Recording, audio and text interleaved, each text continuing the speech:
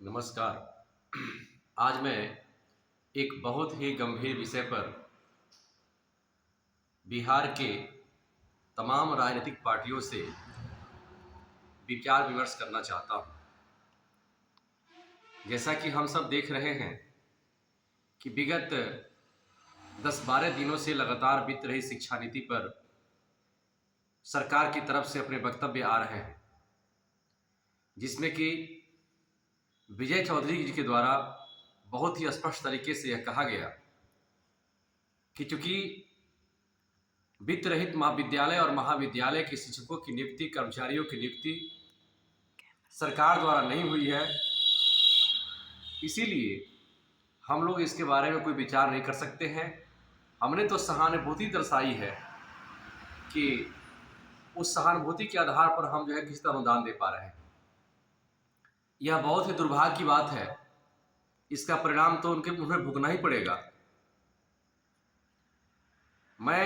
यह बात भी सामने आ चुका है कि जिस प्रकार वित्त रहित महाविद्यालयों में कमेटी द्वारा बहाली हुई, उसी प्रकार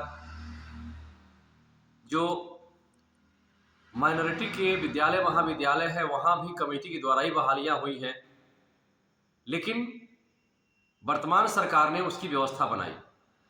आखिर इस वित्त रहित शिक्षा नीति में आखिर वित्त रहित जो हमारे जो कर्मचारीगण हैं उनके साथ इस प्रकार की सौतेलापन का व्यवहार क्यों हो रहा है? अब ये चूंकि स्पष्ट हो चुका है कि रूलिंग पार्टी जो है, जिसे विजय चौधरी जी की महान भूमिका दिखाई दे रही है हम लोग कुछ नहीं करने में, उनको तो जो उसका फल मिलेगा मिलेगा ही। अब मैं विपक्षी पार्टियों से पूछना चाहता हूं, खास करके आरजेडी से पूछना चाहता हूं, आरजेडी के तेजस्वी से पूछना चाहता हूं, तेजस्वी यादव से पूछना चाहता हूं कि आप तो बिहार में एक मुख्य विपक्षी की भूमिका में है, इन विषयों पर आपके द्वारा कोई वक्तव्य क्यों नहीं आ रहा है? हम सब जानना चाहते हैं कि आपका विचार क्या है इसमें। क्या अभी जिस प्रकार की रूलिंग पार्टी स्पष्ट रूप से अपने आप को इससे हटाना चाहती है, स्पष्ट करना चाहती है कि नहीं मैं इसमें कुछ नहीं कर सकता हूं, क्या आपका विचार ऐसा ही है? हम सब आपका भी मंतव्य जानना चाहते हैं, क्योंकि आप एक ऐसी व्यवस्था में हैं, आप कहते हैं कि मेरे आह्वान पर इतने लाख शिक्षकों की बहाली हो गई। आप जब सत्ता में आए तो आपकी आवाज उठनी चाहिए। हम सब आपका ही मंतव्य जानना चाहते हैं, ताकि जब चुनाव हो तो हम सब निर्णय कर सकें कि आखिर हम सब क्या करें, हम सब किसे वोट दें, किसे वोट नहीं दें। ठीक इसी प्रकार अभी नए नए प्रयोग पीके जी भी कर रहे हैं, उनका भी कोई मंतव्य नहीं आ रहा है। और बहुत बड़ी दुर्भाग्य की बात यह है कि भाजपा जो सरकार में सहयोगी की भूमिका में है, वो भी जो है कुछ भी बोलने की स्थिति में नहीं है।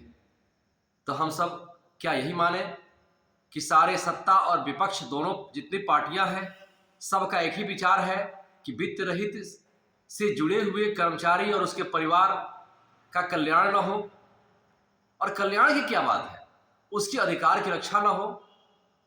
मैं यह वीडियो बहुत शॉर्ट करके सिर्फ और सिर्फ पूछना चाहता हूं तमाम पक्ष और विपक्षी पार्टियों का कि आप सब अपना मंतव्य स्पष्ट और साफ सुथरे शब्दों में दें, जिस प्रकार विजय चौधरी जी ने स्पष्ट और साफ सुथरे शब्दों में कहा कि नहीं हम नहीं दे सकते, हमसे संभव नहीं है, ताकि हम सब यह विचार कर सकें कि हमें क्या करना चाहिए। सरकार डिंगे मार रही है कि हमने 17 लाख 10 लाख लोगों की बहाली कर दी।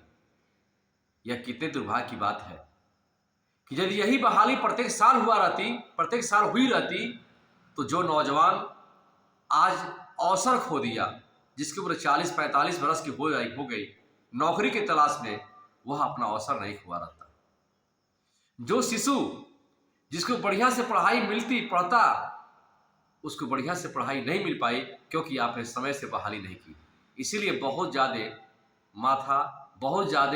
अपने पीठ को थपथपाने की जरूरत नहीं है, क्योंकि आप लोगों ने बिहार के साथ न्याय नहीं किया है, बिहार के साथ अन्याय ही किया है।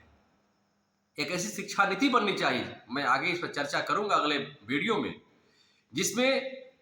जिसका मुख्य उद्देश्य रोजगार की प्राप्ति न हो, जिसका मुख्य उद्देश्य हो बिहार और देश का उज्जवल भविष्य के लिए क्या हम कर सकें, उस शिक्षा का क्या योगदान हो, कैसे शिक्षा की स्थिति हो, ऐसी व्यवस्था बननी चाहिए।